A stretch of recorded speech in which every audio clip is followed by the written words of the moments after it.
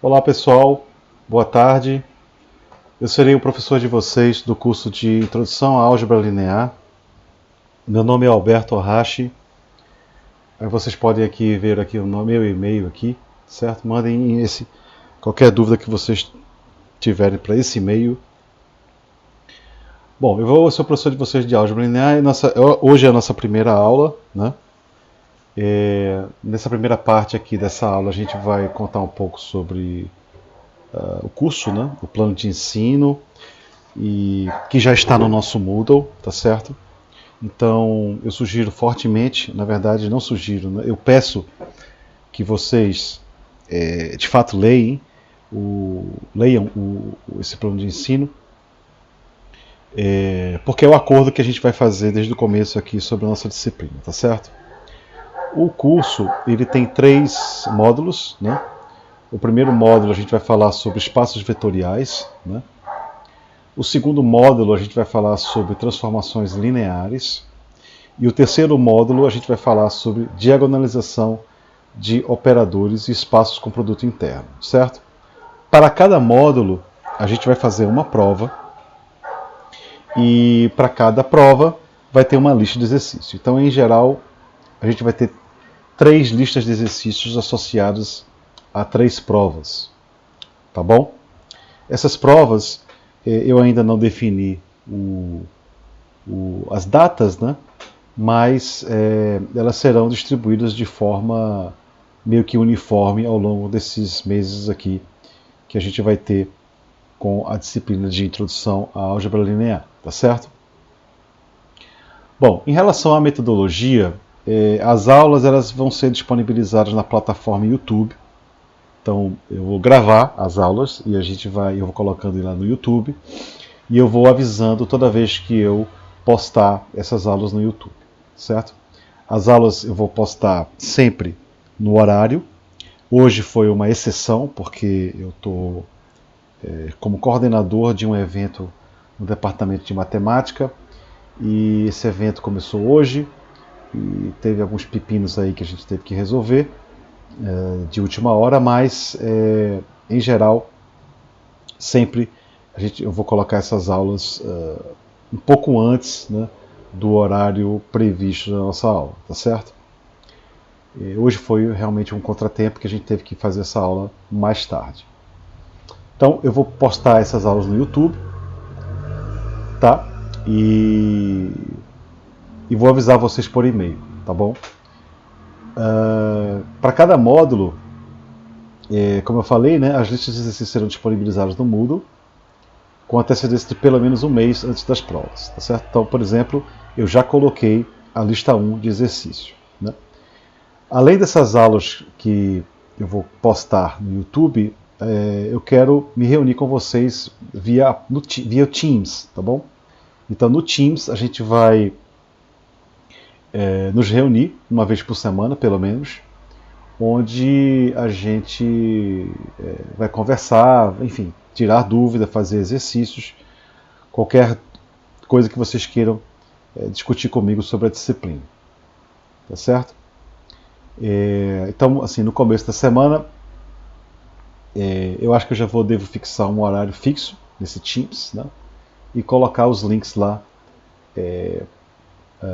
no Moodle para a gente ter um horário fixo de conversa aí pela plataforma Teams. Eu vou fazer isso no Moodle por esses dias, né, em relação a esses nossos encontros no Teams. Bom, a frequência, eu não vou fazer uma frequência para todas as aulas, então o que eu vou tentar fazer é uma amostragem, né, por meio das avaliações, participação no Teams, etc. Tá bom? Bom, o critério de avaliação, né, como eu falei a vocês, são 3 exames. A gente vai distribuir esses exames de forma mais ou menos uniforme ao longo dos meses, né? E como é que a gente vai funcionar? Como que vai funcionar esses exames, essas provas, né? Bom, eu vou fazer o seguinte: cada aluno ele vai receber as questões desse exame no dia e horário da avaliação, certo? Pelo e-mail que vocês vão cadastrar junto a mim. Na verdade, para ser mais preciso, eu deveria reescrever isso aqui, que é o seguinte: todos vocês, né, estão cadastrados no SIGA-A. O SIGA-A passa as informações que vocês têm lá no SIGA para o Moodle, tá certo? Então, o e-mail que você tem cadastrado no SIGA será o e-mail que eu terei cadastrado no Moodle, tá certo? A gente vai fazer nossa comunicação, melhor dizendo, vai ser, oficialmente, será via Moodle, ou seja, eu tenho um e-mail, né, no Moodle, e informações importantes que eu quero falar com toda a turma, será feita via esses e-mails, esse e-mail institucional feito via Moodle, que vai enviar para vocês todas essas informações no e-mail que vocês têm cadastrado no SIGA, tá certo? Então, por favor, olhem o e-mail frequentemente, tá certo? Porque as informações importantes, elas serão enviadas para esses e-mails aí que vocês têm cadastrados no SIGA-A, tá bom? Isso não quer dizer que a gente não possa se comunicar pelo WhatsApp, né? Eu vou nossa primeira, né, encontro que eu terei no Teams, desculpa pessoal, no próximo encontro, que deverá ser na sexta-feira, eu ainda preciso resolver isso, preciso resolver o horário. Essa semana está um pouco bastante ocupada, né, por causa desse evento no departamento de matemática, pelo qual eu sou coordenador, mas eu estimo que na sexta-feira a gente vai ter um encontro no Teams, e aí a gente pode formar um grupo no WhatsApp, etc. Tá certo? Mas, oficialmente, nossa comunicação será pelo e-mail, tá bom? 75% das questões de cada exame serão retiradas das listas de exercícios associadas a este. Tá?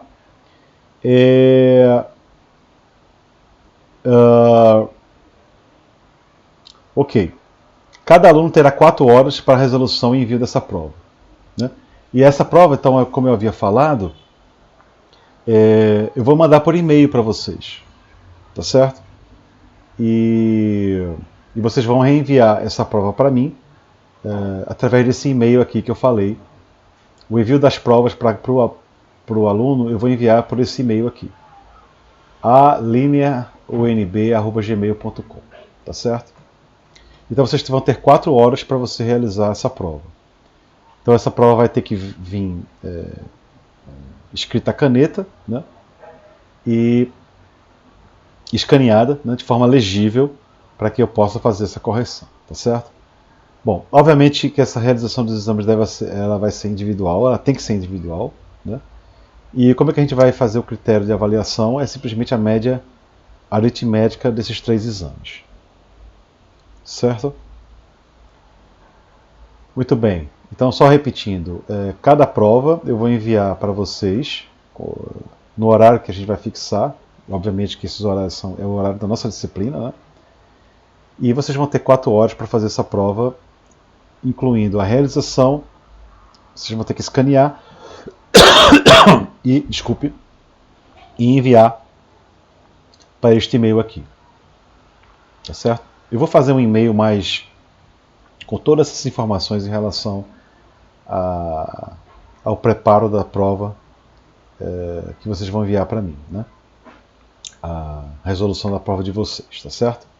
Essas 4 horas, pessoal, para, digamos assim, minimizar qualquer tipo de prejuízo que vocês possam ter em relação a problema na internet, né? Enfim, devido à pandemia, muita gente ainda está em casa, etc. Então essas 4 horas aí é a quantidade de hora que eu imagino que para todo mundo, desculpa pessoal pela tosse, todo mundo ninguém sair prejudicado devido à pandemia, tá certo? Bom, em relação à bibliografia, eu vou utilizar essencialmente 3 livros. O PDF dos livros já estão no Moodle. Tá certo? Vocês podem acessar o PDF de todos os livros, exceto do Reginaldo, que é Introdução à Álgebra Linear. Os outros 3, os PDFs estão lá. Na verdade, o livro do Calioli, o livro do Andrade e o livro do Boldrini são aqueles livros que eu realmente irei usar. Na primeira parte do curso eu vou usar bastante, na primeiro módulo eu vou usar bastante o livro do Andrade. Na segunda parte do curso eu vou começar a usar o livro do Boldrini e o livro do Calioli, tá certo? Mas na primeira parte também eu vou usar um pouco desses 2 livros aqui, Calioli e Boldrini, junto com o livro do Andrade, tá bom? Bom, obviamente que se vocês tiverem outros livros, vocês podem usar livremente, né? Mas as listas de exercício, elas serão baseadas nesses 3 livros aqui, o livro do Calioli, o livro do Andrade e o livro do Boldrini. Quem quiser consultar o livro do Reginaldo Santos, também obviamente que pode consultar, é um ótimo livro, mas um pouco mais avançado do que esses 3 aqui, tá certo? Não muito mais avançado do que o livro do Andrade. O livro do Andrade é um pouquinho mais avançado do que o Calioli e o do Boldrini, mas nessa primeira parte do módulo 1 do curso, que é a parte de espaços vetoriais, o livro do Andrade está muito bem escrito e está simples de se entender, mas depois que os módulos vão avançando, o livro do Andrade se torna um pouco mais difícil, e aí eu uso o livro do Boldrini e o livro do Calioli, certo? Ok.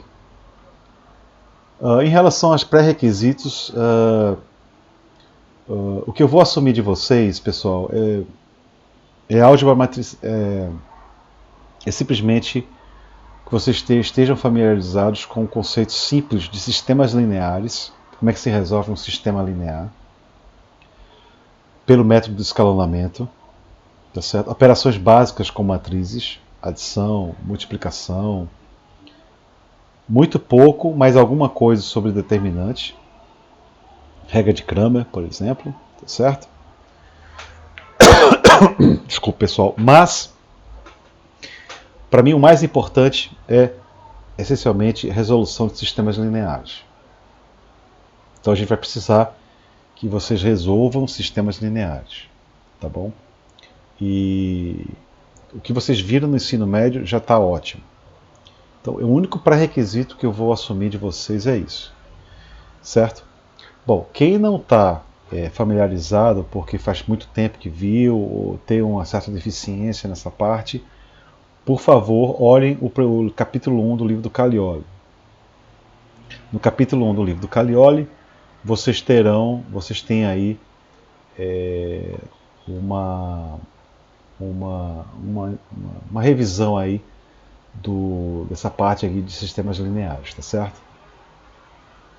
Então, por favor, olhem essa revisão com carinho, porque eu vou assumir que vocês tenham esse conhecimento de resolução de sistemas lineares pelo método de escalonamento, tá bom? Ok, então era isso que eu tinha para falar em relação a essa parte operacional do curso de álgebra linear. Eu enfatizo que vocês leiam o plano de ensino e fiquem atentos aos minhas mensagens de e-mail, onde eu vou me comunicar com vocês, principalmente antes desse nosso primeiro encontro do Teams, que eu ainda vou marcar, onde a gente vai fazer o grupo do WhatsApp, etc. Tá bom? Ok, pessoal, nessa primeira aula, digamos, né, sendo mais preciso, nessa primeira aula do curso, eu vou introduzir o conceito de espaços vetoriais, tá certo? Então, nessa primeira aula a gente vai falar sobre espaços vetoriais. Eu vou começar com um exemplo de espaço vetorial e vocês vão reconhecer nesse exemplo que a gente conhece como, que a gente chama de plano cartesiano, né? Então eu vou discutir com vocês o plano cartesiano, e eu vou mostrar a vocês que o plano cartesiano ele tem algumas propriedades pelo qual a gente chama de espaço vetorial, né? Então o plano cartesiano será um conjunto, a gente vai discutir, que apresenta algumas propriedades pelo qual eu vou chamar mais na frente de espaço vetorial. Então, o conjunto será um espaço vetorial se ele satisfaz algumas propriedades, e eu vou começar discutindo essas propriedades via o que a gente conhece do colégio, que a gente conhece do ensino médio, que é o plano cartesiano, tá bom? Muito bem. No ensino médio a gente viu que a gente pode somar vetores e multiplicar vetores por números reais, né? Dependendo da linguagem que vocês tiveram no ensino médio, você pode chamar números reais de escalares, né? Principalmente no curso de física, né? Vocês viam esse conceito aí de somar vetores e multiplicar vetores por escalares, né? Então, como é que a gente soma vetores, né? Um vetor, né, ele vai ser um par ordenado, né, no plano cartesiano, no plano R2, certo? E eu pego U, é um ponto, né, um par ordenado nesse plano cartesiano, né, e V é outro par ordenado, Y e Y2. E como é que a gente soma vetores? A gente soma vetores, deixa eu colocar aqui em tela cheia.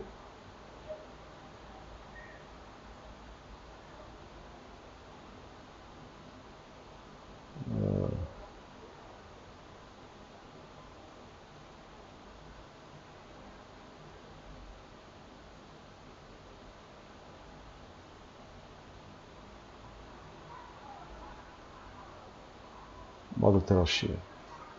Como é que a gente soma vetores? Você vai pegar o vetor U e o vetor V e você vai chamar. E o vetor soma, ele é formado pelo par ordenado, cuja primeira coordenada vai ser a soma das coordenadas de U e V, e a segunda coordenada desse vetor U mais V vai ser a soma das segundas coordenadas do vetor U e V. Então, a primeira coordenada do vetor U mais V vai ser x1 mais y1. E a segunda coordenada vai ser x2 mais y2. Então, esse aqui é o que a gente aprendeu, como é que a gente soma vetores no plano cartesiano. E a gente multiplica um vetor por um número real, alfa, né? ou a gente vai chamar de escalar, alfa vezes u, é simplesmente você multiplicar as coordenadas por alfa. Então, se u é o vetor x1 e x2, alfa u ele é alfa x1 e alfa x2, onde alfa ele é um número real. Então foi assim que a gente aprendeu a somar vetores e multiplicar vetores por números reais. A gente aprendeu assim no ensino médio, né? Bom, essas duas operações de soma de vetores e multiplicação por escalar, elas induzem 8 propriedades que a gente vai mostrar a vocês, certo? Quais são as propriedades? A propriedade de que se eu agrupo primeiro V mais W, se eu pego U, V e W vetores em R2, então a gente sabe que eu pegar esse vetor U e somar com V mais W, o vetor soma V mais W, a gente sabe quem é. Então a minha operação é U mais somar o vetor V mais W. Essa operação aqui, ela é igual a você somar primeiro U mais V e depois somar com W. Certo? Essa é uma operação bastante intuitiva, que é fato no plano cartesiano, e ela advém da forma como você soma vetores e multiplica vetores por números reais, né? Vou fazer rapidamente os detalhes desse item para vocês perceberem que isso aqui é verdade. Olha só, o vetor V mais W, ele é esse vetor aqui, certo? Se V ele é y, y2 e W é z1 e z2. Então V mais W é esse vetor aqui. Vou pegar esse vetor e vou somar com U, certo? Então eu vou ter U mais V mais W. Vamos fazer então o lado esquerdo aqui. O lado esquerdo vai ser U mais V mais W. Então se você usa a soma de vetores que a gente aprendeu no ensino médio, você sabe então que o lado esquerdo é isso aqui. Certo? Bom, por outro lado, vamos olhar agora cada coordenada. Na primeira coordenada eu tenho x1 mais, entre parênteses, y1 mais z1. Vocês percebem que a primeira coordenada eu posso reescrever agrupando de uma forma diferente. Eu vou agrupar primeiro x1 mais y1. Então a primeira coordenada é igual a essa primeira coordenada aqui. E a segunda coordenada eu faço o análogo, faço a mesma coisa. Portanto, esta linha é igual a esta, de um lado. Por outro lado, esta linha também é igual a você escrever dessa forma aqui, né? x1 mais y1, entre parênteses, certo? Mais x2 mais y2, que é entre parênteses, esse aqui, esse vetor, mais o vetor z1, z2. Certo? Isso advém da propriedade de soma de vetores. E que é igual a U mais V entre parênteses mais W. Certo?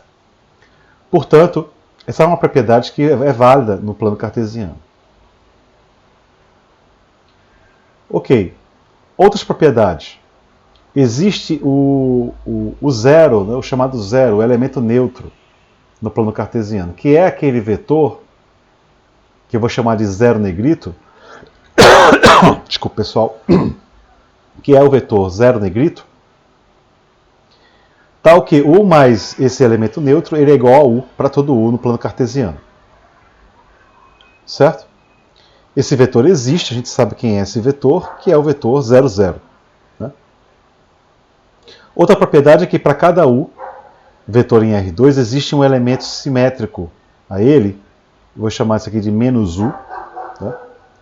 Tal que U mais menos U é igual ao elemento neutro. Ora, se U é igual a x1 e x2, quem é menos U? Menos U vai ser menos x1 menos x2, certo? E é claro que ele vai satisfazer essa condição aqui. Então a gente até agora já viu três propriedades. Essa, vimos essa, do elemento neutro, vimos do elemento simétrico, né? E tem mais algumas, tem mais outras aí, tá certo? Pelo menos mais 5 aí que a gente tem que eu vou olhar de forma bastante rápida aqui para vocês. U mais V é igual a V mais U. Certo? Isso aí é muito claro quando você usa a definição de soma de vetores. Tá? Outra propriedade é alfa vezes o vetor beta U, ele é igual a alfa beta, isso aqui é a multiplicação de números, vezes o vetor U. Isso é uma outra propriedade que o plano cartesiano tem. Então, de fato, isso aqui é verdade, né? É só você usar a definição de multiplicação por números reais, né? Multiplicação de números reais por multiplicação de números reais com respeito a vetores, né? Então, eu tenho aqui o vetor beta U. Beta é um número real e alfa também, né? Beta U, por definição, é esse vetor, e aí eu multiplico esse vetor por alfa. E aí a gente sabe que multiplicar vetores por números reais eu posso passar esse alfa, esse beta para fora, né? E aí, portanto, essa propriedade aqui é válida. Outra propriedade que é fácil de ver também é que se eu multiplico o vetor U por alfa mais beta, isso aqui é igual a alfa U mais beta U para todo alfa, beta, números reais e U, vetor no plano cartesiano. Certo? Isso também é bastante óbvio, que sai da definição de soma de vetores e multiplicação por números reais. Bom, outra propriedade é que alfa vezes o vetor soma, U mais V, ele é igual a alfa U mais alfa V. Certo?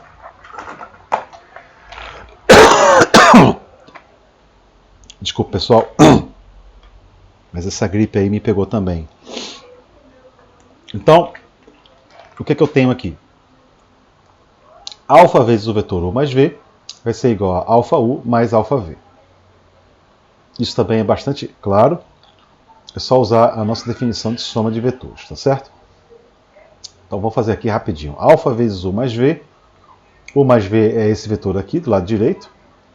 Eu passo o alfa para dentro. Depois passo para fora e uso a definição de soma de vetores, tá certo? Então, obviamente, que alfa vezes o vetor U mais G é igual a alfa U mais alfa V. Bom, e por último, 1 vezes U é igual a U para todo U vetor no plano cartesiano. Né? Isso aí é óbvio, porque 1 vezes qualquer número real é igual àquele número real. Então, U vezes x1 é igual a x1, 1 vezes x2 é igual a x2. Certo? Bom, muito bem. Essas 8 propriedades que a gente acabou de ver, elas definem o que a gente vai chamar de espaço vetorial. Tá certo? Então, eu vou começar aqui a definir o que eu chamo de espaço vetorial da seguinte forma. Eu vou dizer que o espaço vetorial sobre R, esse R aqui, pessoal, é o conjunto dos números reais, né? Essa é a nossa notação. Então, o espaço vetorial sobre R ele é um conjunto não vazio, V maiúsculo, ele é equipado com duas operações. Uma operação de soma. A soma vai ser uma função de duas variáveis aqui, né? Definidas nesse plano cartesiano aqui, V vezes o produto cartesiano com V, indo para V. Então eu pego U e V, dois elementos do meu conjunto V grande, e eu digo que vai ter uma função, que eu vou chamar de adição de vetores, que pega U e V e transforma em U mais V. E a multiplicação por escalar, por números reais, com uma função que também estará bem definida, que eu pego alfa e U, onde alfa é um número real e U é um elemento do meu espaço vetorial, e transformo em alfa vezes U. Aqui tem um erro de digitação, pessoal. Isso aqui é U, tá certo? Então essas duas operações de soma de vetores e multiplicação por escalar, elas devem existir, né, no meu espaço vetorial, e elas devem, além não somente existir, mas elas devem satisfazer aquelas 8 propriedades que a gente viu no plano cartesiano. Certo? Então, todas aquelas propriedades que a gente viu no plano cartesiano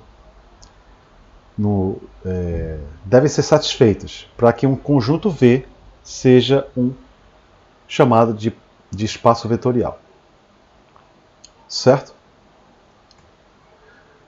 Bom, então uma observação é que um espaço vetorial ele é uma coleção de objetos chamada de vetores. Né? Então os objetos, os elementos de um conjunto de espaço vetorial a gente vai chamar de forma genérica de vetores.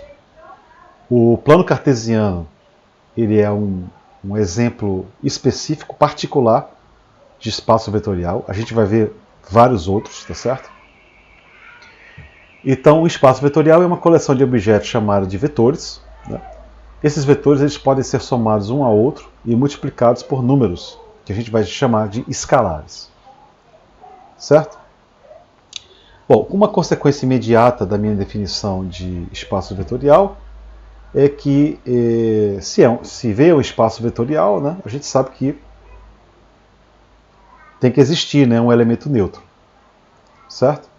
Isso é condição necessária para V grande ser um espaço vetorial. E o que a gente vai dizer, que o que a gente pode se mostrar é que se V é um espaço vetorial, então somente vai existir um único elemento neutro, vetor nulo, nesse espaço. A mesma coisa é o vetor simétrico. Né? Para cada U, a gente admite existe um único vetor simétrico menos U, né? Que satisfaz aquela propriedade de que U mais menos U é igual ao elemento neutro. Né? Então, outra propriedade que sai da definição é que 0 vezes U, o 0 aqui ele é o número real, ele é igual ao elemento neutro para todo U vetor em V grande. Certo? E se alfa vezes U é igual ao elemento neutro, ou alfa é 0 ou U é o elemento neutro. Então essas 4 propriedades aqui são consequências imediatas da nossa definição de espaço vetorial. Tem mais uma outra que eu esqueci, que é menos U, ele é igual a menos 1 vezes U. Certo? Bom, Vamos agora a exemplos. Os exemplos são importantes para vocês observarem, entenderem, né, a definição que eu dei aqui, abstrata de espaço vetorial. O primeiro exemplo é eu pegar o R2, né? É o plano cartesiano, pega n igual a 2.